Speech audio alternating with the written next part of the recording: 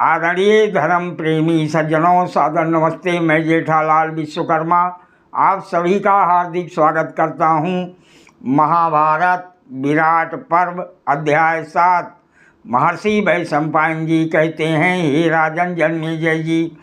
तब भीमसेन जी महारानी द्रौपदी से कहने लगे, हे भद्रे, तुम जैसा कह रही हो मैं वैसा ही करूँगा। हे भीरू, मैं आज कीचक को उसके भाई बंधुओं सहित मार डालूँगा। हे पवित्र मुस्कान वाली देवी, तुम दुख शोक भुलाकर आगामी रात्रि के प्रदोष काल में कीचक से मिलो और उसे नृत्यशाला में आने के लिए कह दो। उस नृत्यशाला में एक अति सुंदर और दृढ़ पलंग बिछा हुआ है। वहाँ आने पर मैं कीचक को उसके मरे हुए बाप दादों को दर्शन कराऊंगा।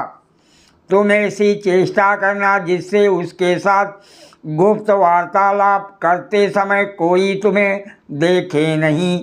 हे कल्याणी, तुम ऐसी बात करना जिससे वहाँ दिए हुए संकेत के अनुसार वो मेरे पास अवश्य पहुँच जाए।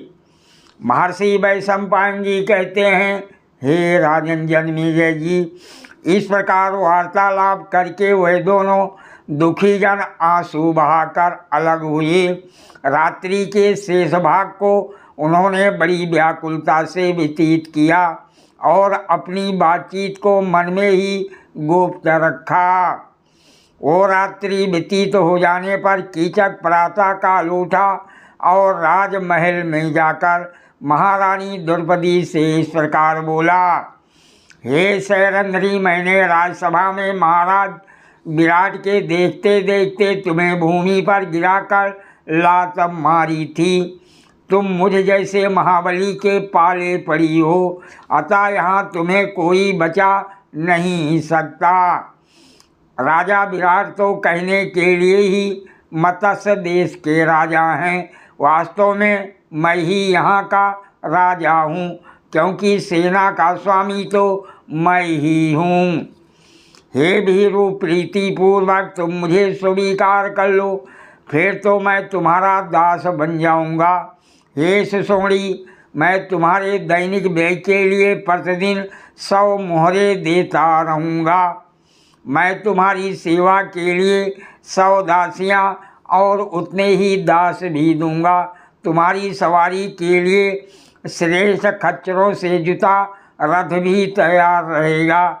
हे भीरू, अब हम दोनों का परस्पर समागम होना चाहिए। महारानी द्रौपदी जी बोली, हे कीचक, यदि ऐसी बात है तो आज मेरी एक शर्त स्वीकार करो। तुम मुझसे मिलने आते हो, ये बात तुम्हारा मित्र अथवा भाई कोई भी ना जाने। मैं यशस्वी गंधर्वों के अपवाद निंदा से डरती हूँ। हमारा समागम गुप्त रहेगा।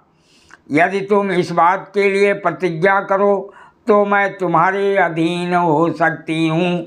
कीचक ने कहा, ठीक है हे सुषोणी, तुम जैसा कहती हो मैं वैसा ही करूँगा। हे भद्रे, तुम्हारे सोने घर में मैं अकेला ही आऊँगा।